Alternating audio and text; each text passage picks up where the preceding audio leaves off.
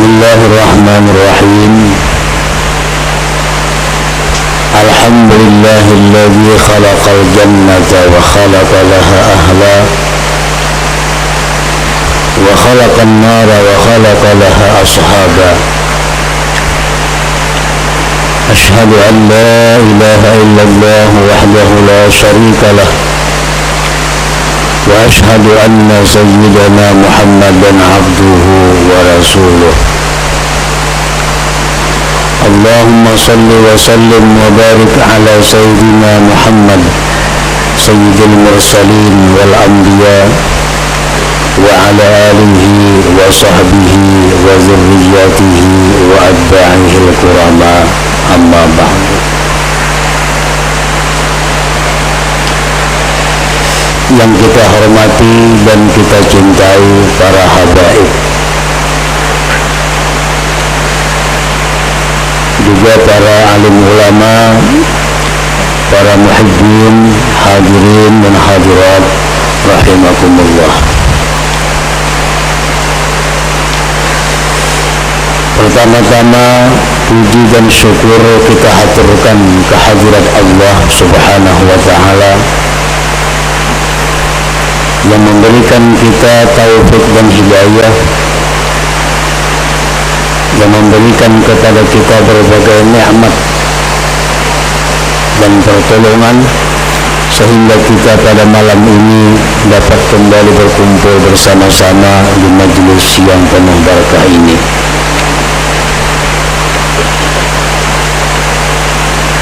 Salawat dan salam kita haturkan kepada junjungan kita Nabi besar Muhammad sallallahu alaihi wasallam dan kepada seluruh keluarga, para sahabat, zurriyat dan pengikut beliau.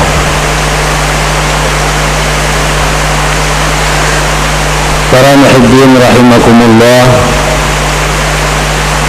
al-hadits tsani wal 20, hadis yang ke-22 dari 40 hadis. An Abi Abdullah Jabir ibni Abdullah al-Ansari radhiyallahu anhuma anna rajulan sa'ala Rasulullah sallallahu alaihi wasallam faqala ara'aita idza sallaitul maktubat wa sumtu Ramadan wa ahlaltul halal wa harramtul haram wa lam azid ala dhalika syai'a adkhulul jannah qala na'am rawahu Muslim. Wa ma'na harramtul haram ijtanabtuhu wa ma'na ahlaltul halal fa'altuhu mu'taqidan hillah.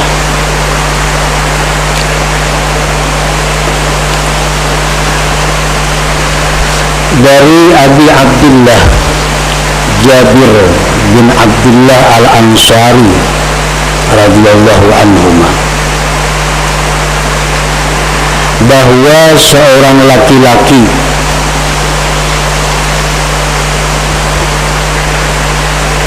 menurut para pensyarah hadis, laki-laki itu bernama Nu'man bin Qawqal.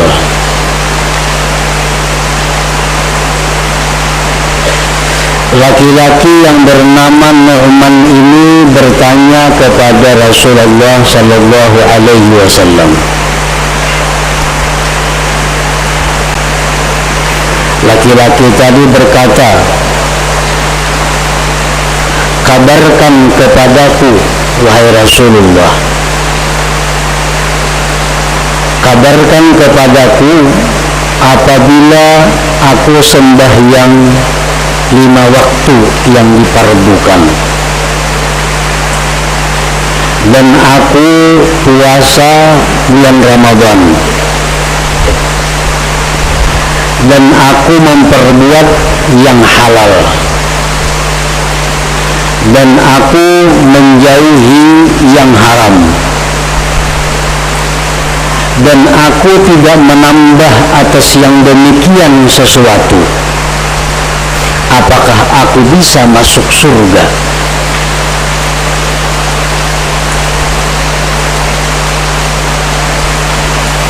Itu pertanyaan si laki-laki tadi. Wahai Rasulullah, bagaimana kalau ulun ini hanya sembahyang nang fardunya aja, puasa bulan Ramadan aja, zakat haji mungkin orang ini kada wajib,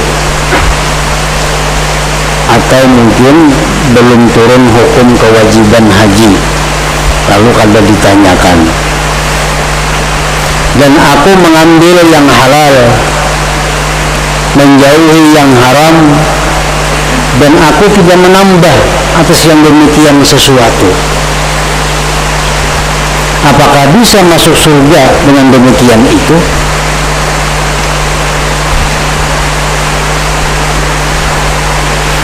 Maksudnya masuk surga di sini adalah langsung,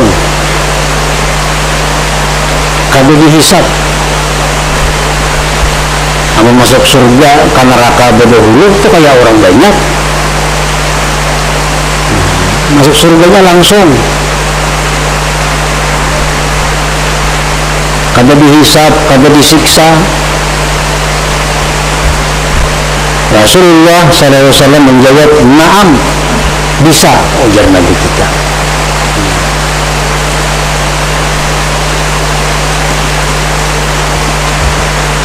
Hadis riwayat Muslim. Para muhibbin rahimakumullah,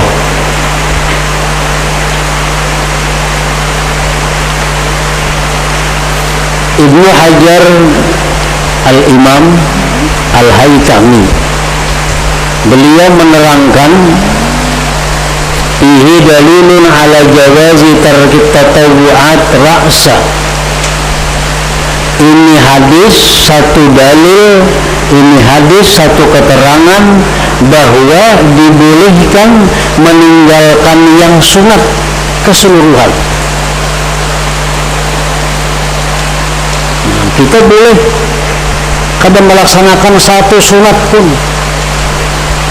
Sembahyang nang wajibnya, puasa bulan Ramadan, amunnya ada berduit bayar zakat saja, amunnya ada kemampuan naik haji sekali saja,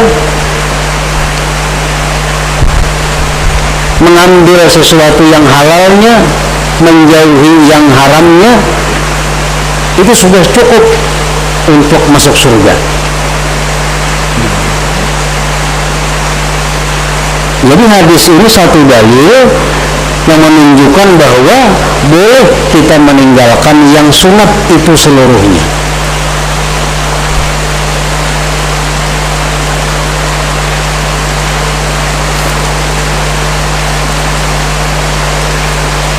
Jadi orang ini hanya memperbuat yang wajib, hanya mengambil yang halal, menjauhi yang haram, tiga.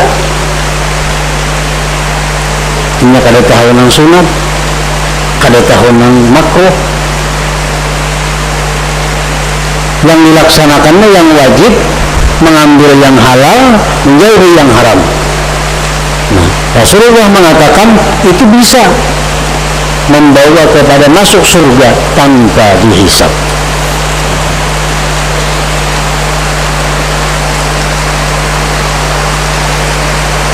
Para muhibbin rahimakumullah, para ulama mengatakan, wa amma tatawwu'at syuri'at, adapun yang sunat-sunat itu diperintahkan, dianjurkan, disyariatkan. Sembahyang ada yang sunat, qabliyah, ba'diyah, duha, witir, macam-macam. Puasa ada yang sunat. Nah, yang sunat-sunat itu disyariatkan gunanya apa? Satu, lijabri naqsil faraid, untuk menutupi kekurangan yang fardu. Namun kita hanya menggawi nang pardunya aja, andai kata ada kekurangan, nah kada ada lagi yang menutupi. Jadi sembahyang sunat itu gunanya adalah ibadah sunat itu gunanya adalah untuk satu, menutupi kekurangan yang fardu. Maksud menutupi kekurangan yang fardu itu dari segi kekhusyuannya, bukan bisa menutupi kekurangan yang fardu, bisa sembahyang asal 3 rakaat. Nah, sunat menutupi rakaatnya, bukan itu maksudnya. Sembahyang maghrib 2 rakaatannya, lalu ba'diyah digawinya menutupi, kada kawa itu lain kisahnya. Maksud menutupi ini adalah menutupi kekhusyuannya. Dan yang fardu misalnya 4 rakaat, kita hanya 2 rakaat yang khusyuk.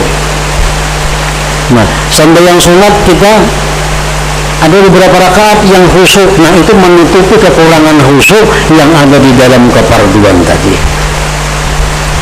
Nah, itu gunanya disuruh kita melaksanakan yang sunat-sunat itu.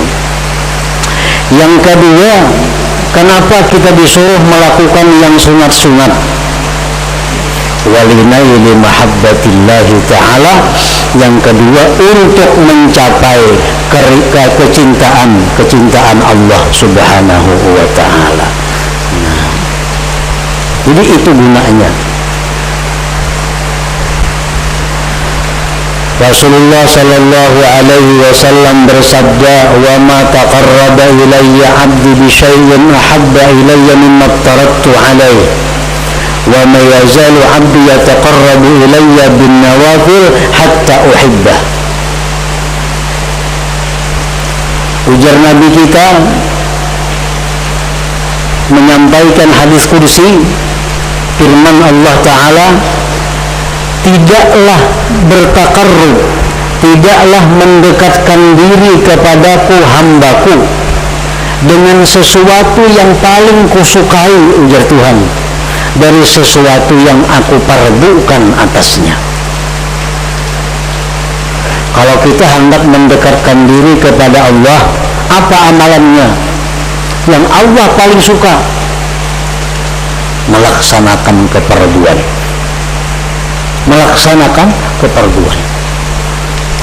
Nah, bila mana kita melaksanakan kefarduan, maka itu kita melaksanakan satu ibadah yang paling dicintai oleh Allah subhanahu wa ta'ala.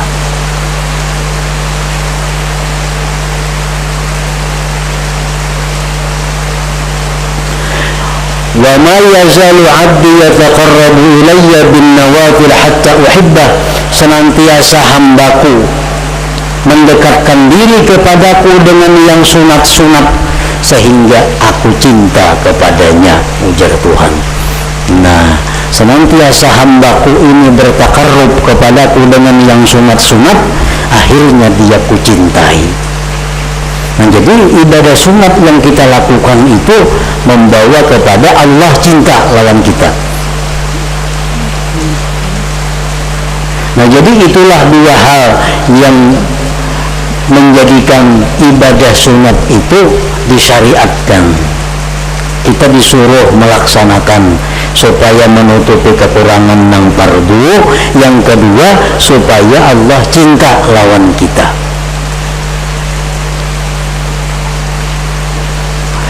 Nah, para muhibbin rahimakumullah, oleh karena itu Imam Ibnu Hajar al-Haytami mengatakan, in qasada bi tarkihal istighfafa biha warraghbata anha kafara. Jika seseorang mengkasab dengan meninggalkan yang sunat karena menganggap rimih dan kada senang dengannya, maka dia kafir. Orang menganggap rimih lawan yang sunat, kada katuju, bah itu dia sunat ha. Ini membuat seseorang keluar dari agama Islam. Kenapa sebabnya? Karena yang sunat-sunat itu membawa kepada kecintaan Allah. Jangan dianggap remeh.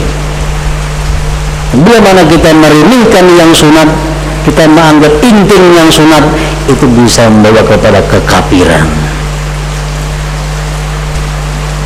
Jadi kalau kita kada melaksanakan yang sunat-sunat, jangan karena kita menganggap remeh, tapi anggaplah diri kita kulir, itu aja.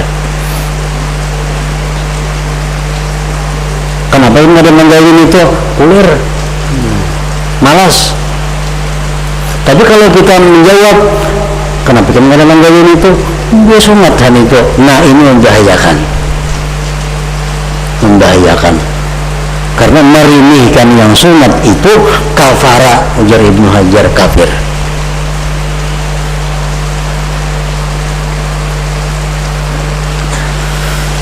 Para muhibbin rahimakumullah, hadis di atas yang kita baca tadi menjelaskan bahwa bila mana kita melaksanakan yang fardu, mengambil yang halal, menjauhi yang haram, itu sudah cukup untuk modal masuk surga, bahkan tanpa hisab. Tetapi di dalam surga, orang tersebut tentu di bawah derajatnya daripada orang-orang yang melaksanakan dengan tambahan-tambahan ibadah sunat yang lainnya. Tentu beda, kada sama. Karena surga itu bertingkat-tingkat derajatnya. Rasulullah sallallahu alaihi wasallam bersabda, "Inna adna ahlil jannah manzilatan man yu'ta qadra dunya wa misluha ma'aha." Ujar Nabi kita bahwa serendah-rendah ahli surga itu tempat kedudukan. Nah, ini menunjukkan bahwa penghuni surga itu kada sama. Yang paling rendah, ujar Nabi kita, itu adalah orang yang diberi dunia ini 2 kali lipat. Jadi kaluasannya yang dikuasainya tuh di akhirat dalam surga lainnya kayak dunia nih, tambah sekali lagi. Itu untuk orang yang masuk surga dan paling rendah derajat di surga. Mungkinnya kadang melaksanakan yang sunat-sunat, cuma yang wajib-wajibnya.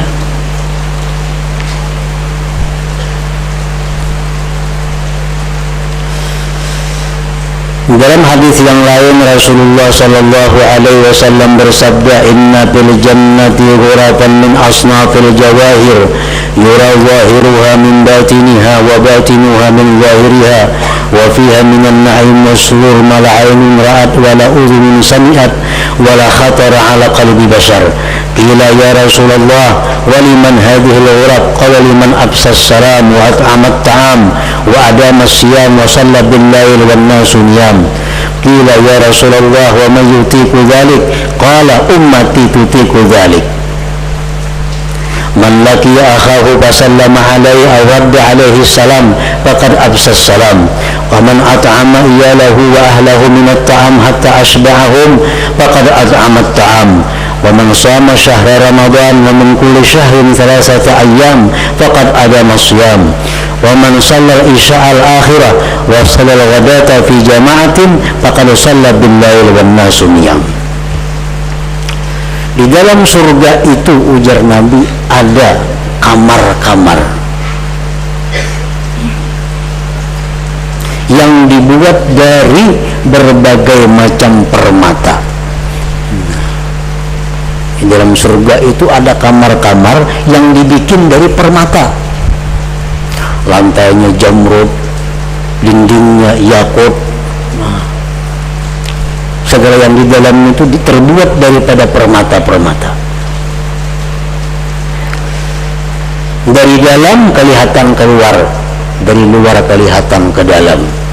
Artinya apa? Permatanya permata yang kristal, yang terang. Mungkin di dunia paling tinggi kaca kita, paling tinggi kaca. Nah, di surga itu permata. Dan di dalam kamar-kamar itu, kata Rasulullah, kenikmatan, kegembiraan yang kada pernah dilihat mata, didengar telinga, kada pernah terlintas di hati manusia. Nah, bagaimana nikmat yang disediakan Allah di dalam kamar-kamar itu kada bisa dibayangkan. Sahabat bertanya, waliman hadhil ghurab, milik siapa itu kamar-kamar wahai Rasulullah? Siapakah yang menghuni kamar-kamar itu?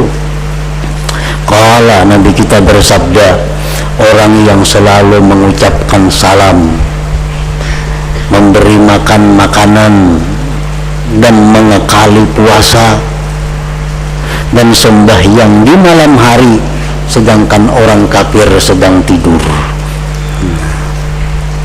Mereka itu akan dapat kamar-kamar tadi. Nah, ini tambahan dari sekedar yang wajib-wajib tadi.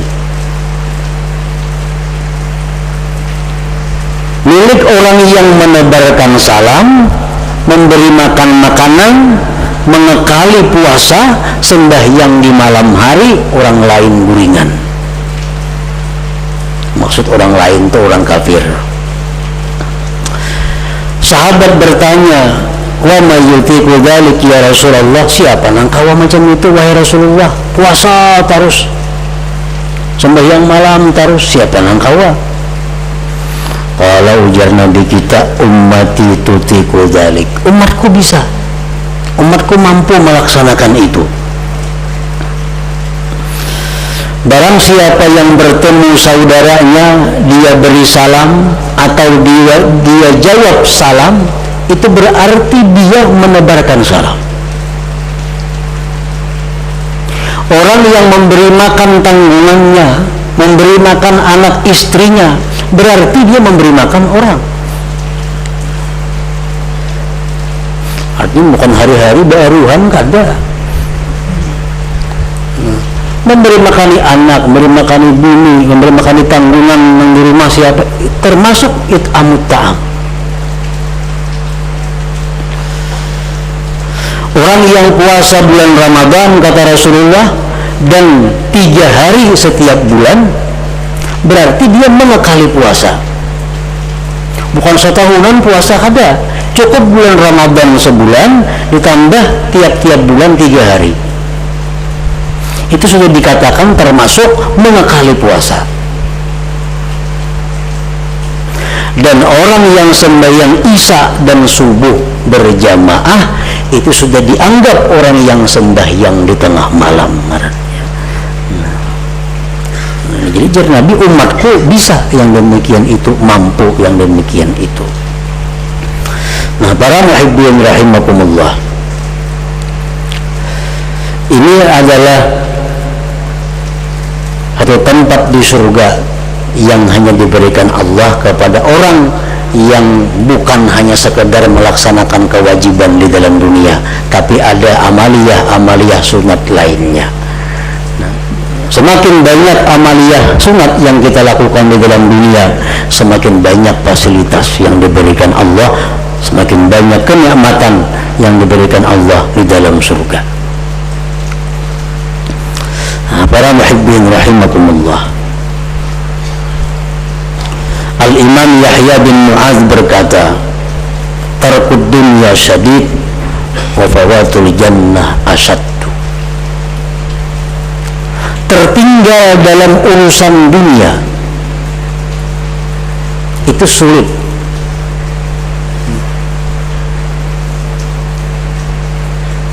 Orang bagi sepeda motor, kita hanya kawa sepeda nukar. Tertinggal dalam urusan dunia. Nukar sepeda motor, orang bermotoran sudah.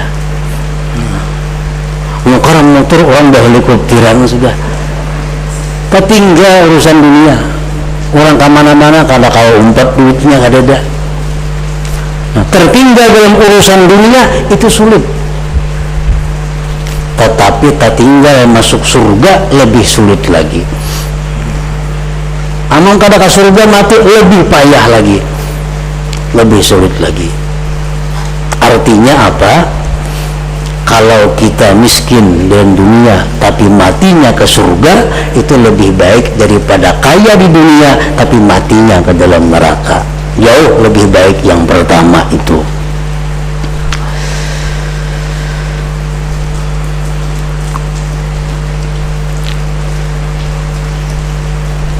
Nah, kalau demikian halnya, maka sepatutnya, semestinya kita selalu meminta kepada Allah. Minta apa? Minta surga.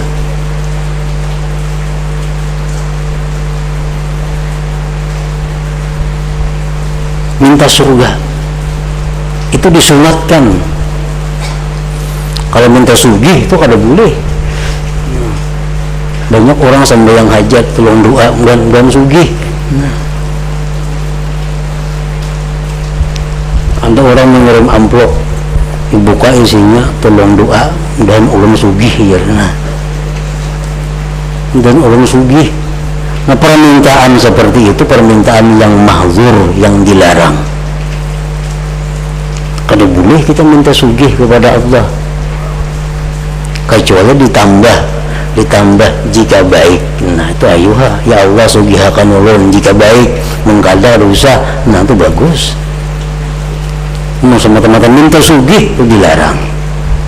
Nah, kalau kita minta surga itu disuruh. Di dalam hadis qudsi Allah Subhanahu wa taala berfirman, "Unzuru fi diwani 'abdi faman ra'aitumuhu sa'alanil jannah fa'adkhiluhul jannah wa man ista'adha minan nar fasrifuhu anha." Firman Allah kepada para malaikat, ya Tuhan wahai malaikat, tengok, lihati dalam catatan amal hambaku. Jika di situ ada tertulis doanya minta surga, masukkan dia ke surga. Jika di situ ada tertulis bahwa dalam dunia dia minta berlindung dari api neraka, selamatkan dia dari api neraka.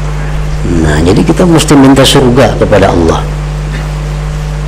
Rajin doa bulan puasa, Allahumma inni as'aluka ridhaka wal jannah wa a'udzubika min sakhatika wan nar. Itu bukan hanya bulan puasa. Hendaknya setahunan tiap hari dibaca. Allahumma inni as'aluka ridhaka wal jannah wa a'udzubika min sakhatika wan nar. Rasulullah sallallahu alaihi wasallam bersabda, "Man sa'alal jannata thalatha marrat qalatil jannah Allahumma adkhilhul jannah wa man istajara minan nar thalatha marrat qalatin nar ajirhu minni." Ujar Nabi kita, siapa yang meminta surga kepada Allah 3 kali, Allahumma inni as'aluka ridhaka wal jannah, 3 kalinya minta itu, surga pun berkata, ujar surga, ya Allah masukkan dia ke surga. Siapa yang berlindung kepada Allah daripada api neraka 3 kali, wa a'udzubika min sakhatika wan nar, aku berlindung dengan engkau ya Allah dari kemurkaan engkau dan api neraka. Nah, kita baca 3 kali, neraka pun berdoa, ujar neraka, ya Allah pasrifu ya Allah ajirhu minni, nah lepaskan dia, selamatkan dia daripada aku. Nah, jadi minta surga pun adalah sesuatu yang disunnahkan. Para muhibbin rahimakumullah, apabila kita minta surga, Allah kabulkan doa kita, maka Allah akan memberikan kepada kita kesenangan beribadah kepada Allah. Allah berikan kita kemudahan untuk takwa kepada Allah. Itu tandanya doa kita dikabulkan Allah. Jadi kalau ada perlu, arti ada perlu itu sebenarnya sudah mencakup kalau kita minta surga itu. Kalau kita minta surga kepada Allah, andai kata dikabulkan Allah, otomatis akhlak kita dirubah oleh Allah. Dulunya malas sembahyang jadi rajin, karena orang masuk surga itu kada kawal, kada orang ahli ibadah.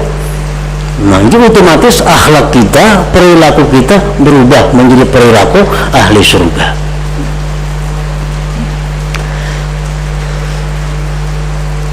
Kita berlindung daripada api neraka. Bila itu kabul, Allah akan merubah kesukaan kita kepada maksiat menjadi kesukaan kepada taat. Allah akan merubah diri kita yang suka kepada hal-hal yang tidak bermanfaat kepada hal-hal yang bermanfaat. Nah, itu adalah satu alamat bahwa doa kita yang minta surga, berlindung dari neraka tadi dikabulkan oleh Allah Subhanahu wa ta'ala. Nah, para muhibbin rahimakumullah, selanjutnya hadis yang ke-23.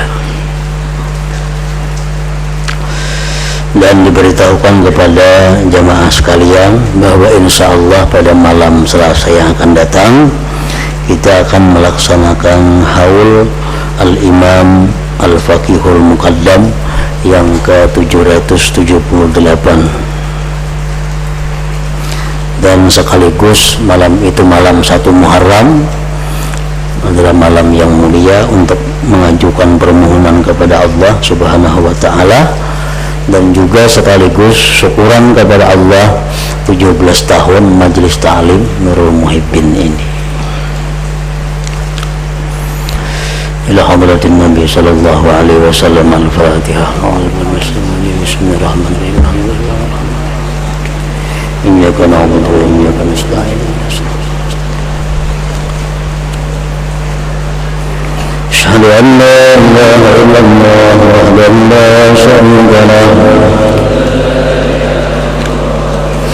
wa asyhadu anna sayyidana Muhammadan abduhu wa rasuluh. La ilaha illallah nastaghfirullah. La ilaha illallah nastaghfirullah. La ilaha illallah nastaghfirullah. La ilaha illallah wa natubu ilallah. La ilaha illallah Muhammadur Rasulullah sallallahu alaihi wasallam.